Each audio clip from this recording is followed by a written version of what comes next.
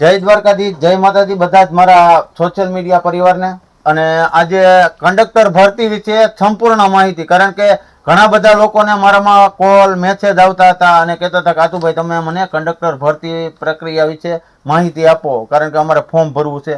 તો પછી મેં દેવભાઈએ નક્કી કર્યું કે આપણે બંને સાથે બેસીને કંડક્ટર ભરતી વિશેની સંપૂર્ણ માહિતીનો આપણે વિડીયો બનાવીને સોશિયલ મીડિયા સાઇટની અંદર અપલોડ કરી દઈએ, જેથી કરીને જેને માહિતી નથી કંડક્ટર ભરતી વિશે અથવા તો માહિતીનો અભાવ છે કે અધૂરી માહિતી કોઈને મળે છે, તો એને સચોટ અને સંપૂર્ણ માહિતી મળે ને એના માટે હું તથા મારા અંગત મિત્ર દેવભાઈ આજે આવ્યા છીએ. તો દેવભાઈ બોલજો. જય માતાજી મિત્રો, હું છું દેવ બારોટ. આજે હું અને આતુભાઈ અમે બંને કંડક્ટરની ભરતી વિશે સંપૂર્ણ માહિતી આપશું.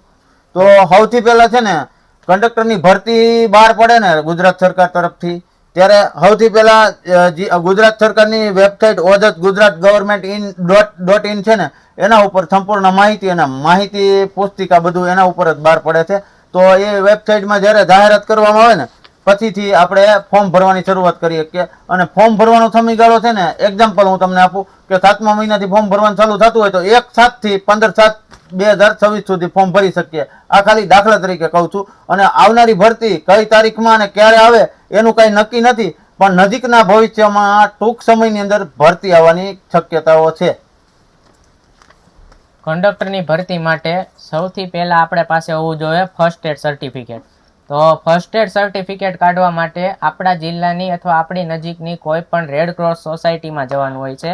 ત્યાં 10મા અને 12માની માર્કશીટ, આધાર કાર્ડની ઝેરોક્સ અને 2 પાસપોર્ટ સાઇઝના ફોટા આપવાથી ફોર્મ ભરાય છે. અને ત્યારબાદ આપણે 8 દિવસની તેની ટ્રેનિંગ લેવાની હોય છે.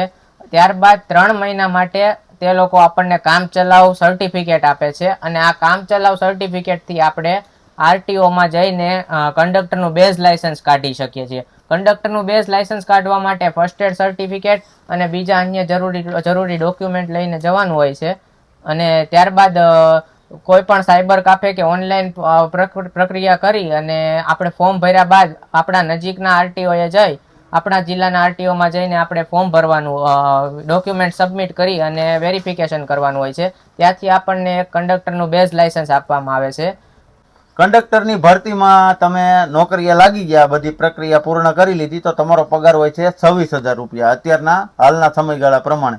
અને 5 વર્ષ તમારે ફિક્સ ફરજ બજાવવાની હોય છે. અને 5 વર્ષ પછી તમે કાયમી કર્મચારીને જે લાભ મળતા હોય ને એ લાભ સાથે તમને કાયમી કર્મચારી તરીકે, નિગમના કર્મચારી તરીકે સમાવેશ કરવામાં આવે છે. અને 5 વર્ષ પછી પગાર ધોરણ જે તે સમયે તમે 5 વર્ષ પછી કાયમી થાવ ને એ સમયગાળામાં જે પગાર ધોરણ હાલતું હોય એ પગાર ધોરણથી તમને નોકરીએ લેવામાં આવશે. અને પગાર ધોરણ એ અમારા નિગમના ઘણીવાર સુધારા વધારા થતા જ હોય છે. એટલે જે સમયે તમે ફોર્મ ભરો અને કંડક્ટરની ભરતીમાં તમે નોકરી લાગી જાઓ એ પ્રમાણે તમને પગાર મળવાની શક્યતા છે. પણ હાલના સમયે અત્યારે ગુજરાત ગવર્મેન્ટમાં નિગમમાં 26,000 ફિક્સ પગારમાં નોકરી મળવાની શક્યતાઓ રહેલી છે. ત્યારબાદ હમણાં સરકાર શ્રી ગુજરાત સરકાર દ્વારા બદલાવવામાં આવેલા નવા રિક્રુટમેન્ટ નિયમ મુજબ કંડક્ટરની પરીક્ષા માટે ઉમેદવારનું ચોખ્ખું વિઝન હોવું જરૂરી છે. એટલે કે ચશ્માના નંબર હોય તો એ કઢાવી લેવા, ચોખ્ખું વિઝન હોવું જરૂરી છે. વય મર્યાદાની વાત કરીએ તો 18 થી 35 વર્ષ સુધી બધા માટે વય મર્યાદા હોય છે, જેમાં અનામત વર્ગના ઉમેદવારો માટે નિયમાનુસાર ઉપલી વય મર્યાદામાં છૂટછાટ આપવામાં આવે છે. અને મહિલા ઉમેદવારો માટે પણ અલગ વય મર્યાદા નક્કી કરેલી હોય છે. અને લઘુત્તમ શૈક્ષણિક લાયકાત ધોરણ 12 પાસ, એટલે કે 10+2. તમે ફોર્મ ભરી દીધા પછી સૌથી પહેલા આવે છે તમારે લેખિત પરીક્ષા, જે 100 ગુણની OMR પદ્ધતિથી લેખિત પરીક્ષા લેવામાં આવે છે. એને પાસ થવા માટે કોઈ લઘુત્તમ ગુણની મર્યાદા નથી, પણ જે તે સમયે જેટલા પાસ થયા હોય એ પ્રમાણેનું મેરિટ બન્યું હોય એ પ્રમાણે કંડક્ટરની ફરજ માટે એમને જે તે કેટેગરીમાં આવતા હોય ઉમેદવાર એ પ્રમાણે બોલાવવામાં આવે છે. હવે OMR પદ્ધતિમાં હેતુલક્ષી કસોટી હોય છે. હવે એ 100 ગુણનું પેપર હોય છે ને એમાં સામાન્ય જ્ઞાન, ગુજરાતી ઇતિહાસ, ભૂગોળ અને ગુજરાતના વર્તમાન બનાવવાનું ધોરણ 12 કક્ષાનું હોય ને એના 20 ગુણ હોય છે. રોડ સેફટીના પ્રશ્નો હોય છે એના 10 ગુણ હોય છે. ગુજરાતી વ્યાકરણ ધોરણ 12 કક્ષાનું હોય ને એમના 10 ગુણ હોય છે. અંગ્રેજી વ્યાકરણ ધોરણ 12 કક્ષાનું એમના 10 ગુણ હોય છે. ક્વોન્ટિટેટિવ એપ્યુટેડ એન્ડ ટેસ્ટ ઓફ રીડલિંગ ધોરણ 12 કક્ષાનું એમના પણ 10 ગુણ હોય છે. નિગમને લગતી માહિતી, ટિકિટના દર અને લગેજ ને ભાડા ગણિતિક પ્રશ્નો હોય છે ને એમના પણ 10 ગુણ હોય છે. પછી મોટર વ્હીકલ એક્ટની પ્રાથમિક જાણકારીઓ, પ્રશ્નો પછી પ્રાથમિક સારવાર અંગેના પ્રશ્નો, પછી કંડક્ટરની જે તે ફરજો હોય છે એમના 10 ગુણ હોય છે, અને કોમ્પ્યુટરના ઉપયોગી પાયાની જાણકારી હોય છે ને એમના 20 ગુણ હોય છે. એટલે કે ટોટલ 100 ગુણનું આવી રીતે પ્રશ્ન પેપર હોય છે. નવા રિક્રુટમેન્ટ રૂલ્સ મુજબ પહેલા જે 1:15 ગુણાંકનો જે રેશિયો હતો કે એક જણાની જગ્યા પાછળ 15 જણાને જ પરીક્ષા દેવા માટે બોલાવવામાં આવતા, એ નિયમને કાઢી અને ગુજરાત સરકાર દ્વારા નવો નિયમ લાવવામાં આવ્યો છે કે જેમાં અરજી પત્રક ભરનાર તમામ ઉમેદવારોને OMR આધારિત લેખિત પરીક્ષા માટે બોલાવવામાં આવશે. એટલે જેટલા લોકો આ ફોર્મ ભરશે ને એ બધા જ લોકોને આ વખતે પરીક્ષા દેવા માટે બોલાવવામાં આવશે.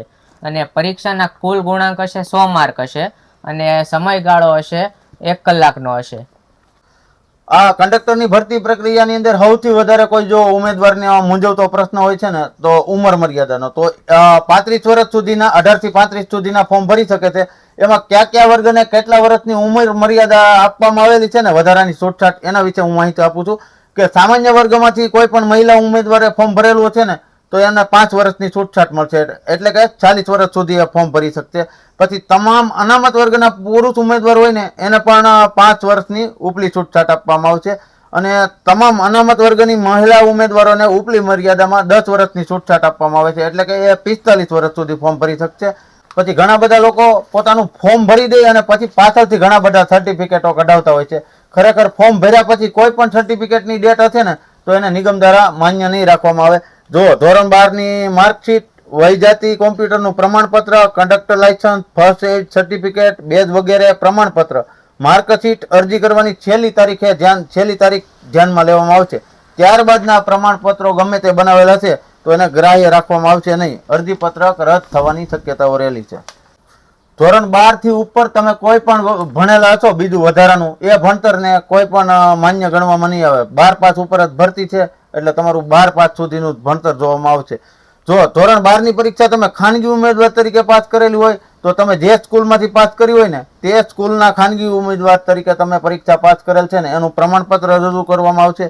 પછી ધોરણ 12ની પરીક્ષા તમે 1 કરતાં વધારે પ્રયત્નોથી 2, 3, 4 પ્રયત્નોથી પાસ કરેલી હોય તો તમારે ટ્રાયલ સર્ટિફિકેટ જે તે સ્કૂલમાંથી લઈને રજૂ કરવામાં આવે છે. અને ઉમેદવારના નિગમના નીતિ નિયમ મુજબ પરિપત્ર નંબર મુજબ કોમ્પ્યુટર અંગેનું બેઝિક નોલેજ ધરાવતો હોવાનું તાલીમી સંસ્થાનું પ્રમાણપત્ર, એટલે કે CCC નું કોર્સ કરેલું. જે ઉમેદવારે ઓનલાઈન અરજી પત્રક ભર્યા બાદ તેની એક પ્રિન્ટ આઉટ મેળવી અને પોતાની પાસે સાચવીને રાખવી ખૂબ જરૂરી છે. ઉપરોક્ત દર્શાવેલ જાહેરાતમાં જે જગ્યાની ભરતી કરવાની છે તે નિગમની આગામી નિવૃત્તિને ધ્યાનમાં રાખીને કરવામાં આવે છે. એટલે જેટલા લોકો નિવૃત્ત થતા હોય છે ને અને જેટલી ઘટ હોય છે ને તેને ધ્યાનમાં રાખીને આ લોકો નવા કંડક્ટરને લે છે, જેથી જેમ જેમ નિગમને જરૂરિયાત જણાશે તેમ તેમ પસંદગી અને પ્રતીક્ષા યાદીના ઉમેદવારને નિગમ નિમણૂક આપવાનું રહેશે. કોઈ પણ ઉમેદવારે 1 થી વધુ અરજીપત્રક ભરેલ હોય અને અલગ અલગ અરજીપત્રકમાં પોતાના નામ, પિતાના નામ અને અટકમાં સ્પેલિંગમાં મિસ્ટેક કરેલી હોય અથવા એન્ટ્રી કરવામાં સ્પેસ અલગ અલગ રીતે રાખેલ હશે તેવા સંજોગોમાં એક જ ઉમેદવારને 1 થી વધુ અરજીપત્રક સામે કોલ લેટર મળવા પામશે. તેવા સંજોગોમાં OMR લેખિત સમયે રૂબરૂ ID પ્રૂફ રજૂ કર્યેથી ID પ્રૂફની વિગત મુજબ સાચી માહિતીવાળા કોલ લેટર સામે OMR લેખિત પરીક્ષા આપવા પાત્ર થશે. એટલે કોઈ પણ ઉમેદવાર જો 3 થી 4 વાર એક જ ફોર્મ ભરે છે તો તેનું સાચું નામ જે ID પ્રૂફ રજૂ કરશે તે મુજબ હશે તેમાંથી જ તેને પરીક્ષા આપવા મળશે. એટલે અલગ અલગ ખોટા નામવાળા કોઈ અરજીપત્રક ભરતા હોય તો એ ભરવા નહીં, કેમ કે એનાથી કોઈને પરીક્ષા આપવા મળશે નહીં. આ બધું ફોર્મ પરીક્ષાનું તમે ભરી દીધું કંડક્ટર કક્ષાનું, પછી તમારે વેબસાઇટ નિયમિત જોતું રહેવું, કારણ કે ક્યારે તમને બોલાવે અથવા તો કેટલું મેરિટ લિસ્ટ બન્યું છે, કઈ કેટેગરીના કયા ઉમેદવારને કંડક્ટરની પ્રોસેસ બધી કમ્પ્લીટ થઈ ગઈ છે, એના માટે નિગમની વેબસાઇટની અંદર જોતું રહેવાનું.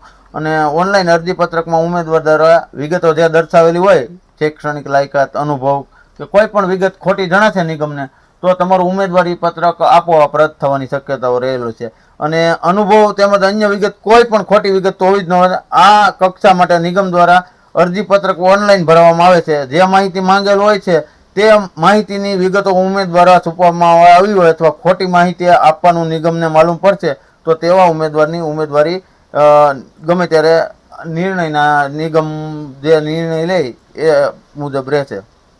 અને આ બધી જે અમે તમને પ્રક્રિયા કીધી ભરતી માટેની, એ બધી પ્રક્રિયા ગઈ જે પાછલા વર્ષોમાં જેટલી ભરતી થઈ તેના મુજબ આવેલી હતી અને તેના રૂલ અમે તમને કીધા છે.